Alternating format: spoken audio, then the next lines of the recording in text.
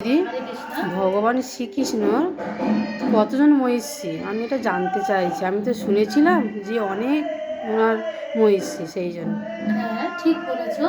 ভগবান শ্রীকৃষ্ণের 16,108 জন মহিষী, তার মধ্যে 8 জন হচ্ছে মেন মহিষী, মানে হচ্ছে সবার প্রথম 8 জন পাটরানীকে উনি বিয়ে করেছিলেন। সেই 8 জনের মূল তত্ত্ব হচ্ছে, সবাই ভাবে যে এতগুলো স্ত্রী, এতগুলো মহিষী কী করে উনি মানে সামলান, কারণ এখনকার দিনে তো একটা স্ত্রী নিয়েই লোকে হিমশিম খেয়ে যায়। যেরকম অনেকের একজন বিয়ে করে বলে আমি আর পারছি না, অনেকে সেটাকে ছেড়ে দেয়, ডিভোর্স হয়। কিন্তু না, আমাদের ভগবান শ্রীকৃষ্ণ কেন ভগবান বলে? উনি ভগবান, স্বয়ং পরম পুরুষোত্তম।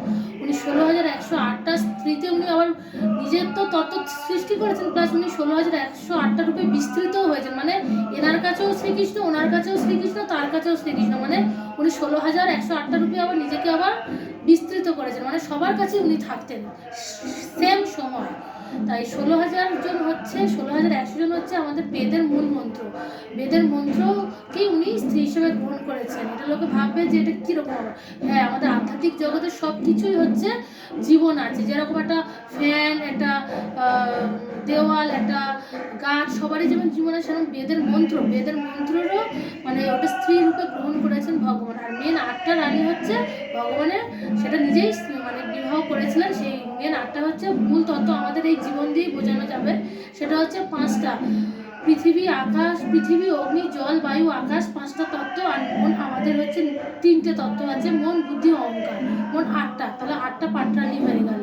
উনি নিজেকেই ওটা সৃষ্টি করে নিজেকেই বিয়ে করেছেন। মানে বলতে গেলে লোককে ভাবে এটা কীরকম আবার কথা, কারণ যেরকম আমরা একটা জমি আমরা যদি রেখে দিই, অনেক যাদের জমি থাকে তারা রেখে দেয়, সেটাকে এবার বোর্ড যখন লাগিয়ে দেয় যে এটা আমার জমি, মানে ওটাকে বলে দিল এটা আমার জমি। সেরকম এই তত্ত্ব, পৃথিবী, আকাশ, জল, এগুলো তো ভগবানেরই সৃষ্টি, কিন্তু উনি বোর্ড লাগিয়ে দিলেন এটা রুক্মিণী, এটা সত্যভামা, এটা জাম্ববতী, এরকম করে বোর্ড লাগিয়ে দিলেন এটা হচ্ছে আমার স্ত্রী, 8টা রানী। কিন্তু আর বাকি 16,100 জন হচ্ছে ওটা বেদের মন্ত্রকে উনি স্ত্রী হিসেবে গ্রহণ করেছেন, যারা কিনা ভৌমাসুরের কাছে ছিলেন, মানে কারাগারে ছিলেন।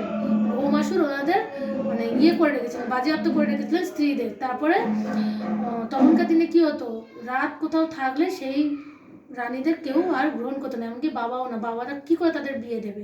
তাই জন্য শ্রীকৃষ্ণ যখন উদ্ধার করতে যান ওই 16,100 জন রাজকুমারীকে, তখন ভৌমাসুর বলেছিলেন এদের তো তুমি কোথাও তো দিতে পারবে না, কী করবো? বলে আমি এদের গ্রহণ করবো। তখন ওই রানীরাও কেঁদেছিলেন যে আমাদের কে গ্রহণ করবে, আমরা তো অসুরের কাছে ছিলাম, রাক্ষসের কাছে ছিলাম, আমাদের তো কেউ গ্রহণ করবে না। তখন বলেছেন আমি তোমাদের গ্রহণ করবো, আমি তোমাদের সব কিছু দেবো। তখন থেকে উনি সবাইকে গ্রহণ করেছেন। আর প্লাস সবাইকে আলাদা আলাদা করে যে যার মহল, যে যার সব কিছু করে দিয়েছেন। সবার সন্তানও আছে, আর সবাইকে উনি সাদরভাবে গ্রহণ করে ওনাদের করেছেন। হরে কৃষ্ণ।